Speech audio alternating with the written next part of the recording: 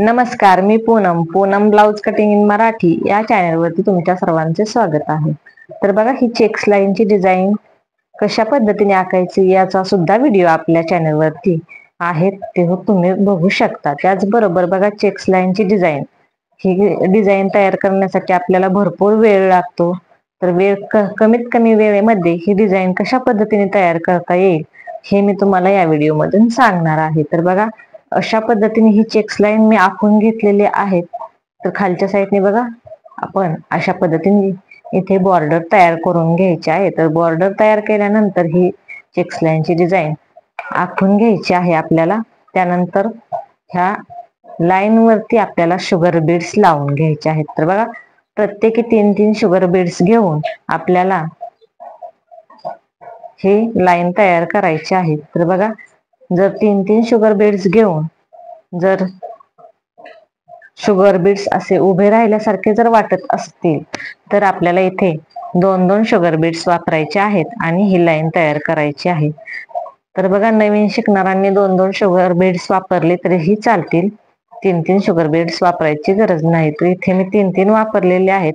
तर बघा, अशा पद्धतीची इथे आपल्याला पूर्ण शुगर बीड्सची लाईन टाकून ही स्लीव्स तयार करून घ्यायची आहे.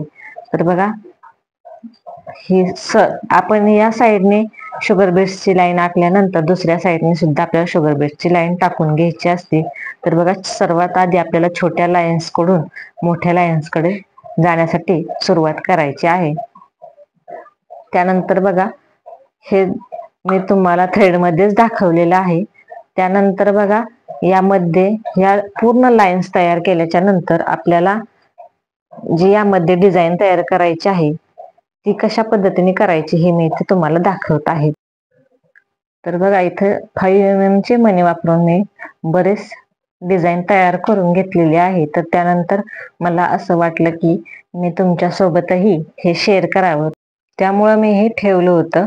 तर बघा, इथे मी ब्लाऊज पिसाचा जो आपल्याला कलर आहे त्याच कलरचा इथे दोरा वापरायचा आहे. तर इथे मी सुई दोरा घेतलेला आहे आणि खालच्या साईडने दोऱ्याला आपल्याला गाठण मारून घ्यायची आहे आणि खालच्या साईडने सुई आपल्याला वर काढून घ्यायची आहे, बरोबर जिथे आपल्याला हे 5 mm चे बीड्स बसवायचे आहेत तिथे आपल्याला अशा पद्धतीने सुई वर काढून घ्यायची आहे. त्यानंतर त्यामध्ये बघा, अशा पद्धतीने आपल्याला मणी ओवून घ्यायचे आहेत आणि कुठेही थोडीही जागा न सोडता अगदी खेटून आपल्याला सुई परत खाली घालून घ्यायची आहे.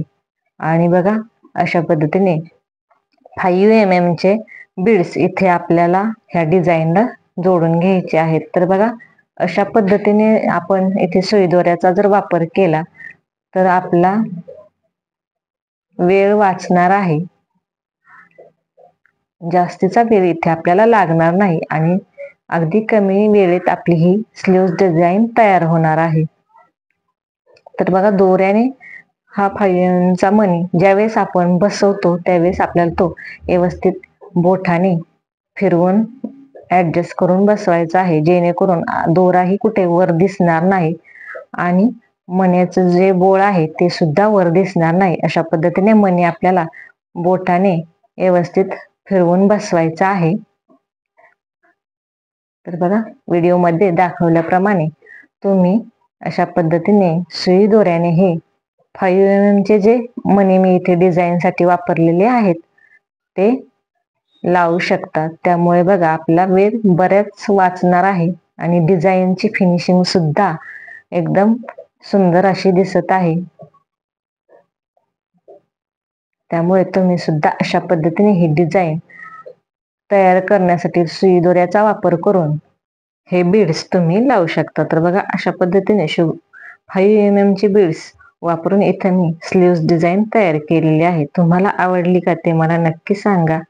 त्याचबरोबर अशा पद्धतीने सुई दोऱ्याचा वापर करून तुम्हीही ही डिझाईन तयार करून बघा, खूप सुंदर अशी दिसत आहे. तर बघा, अशा पद्धतीने इथे मी सुई दोऱ्याचा वापर करून 5 mm चे बीड्स वापरून ही डिझाईन पूर्ण तयार करून घेतलेली आहे.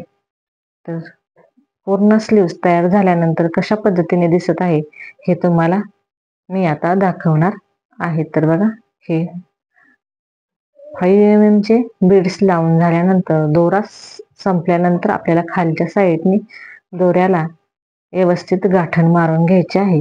दोरा ढिल्ला राहणार नाही याची आपल्याला काळजी घ्यायची आहे. हे बघा, अशा पद्धतीने शेवटच्या मण्यातून आपल्याला डबल दोरा घालून घ्यायचा आहे आणि गाठण मारायची आहे. तर बघा, अशा पद्धतीची इथं ही डिझाईन तयार झालेली आहे. तुम्हाला ही डिझाईन कशी वाटली ते तुम्ही मला कमेंट करून नक्की सांगा.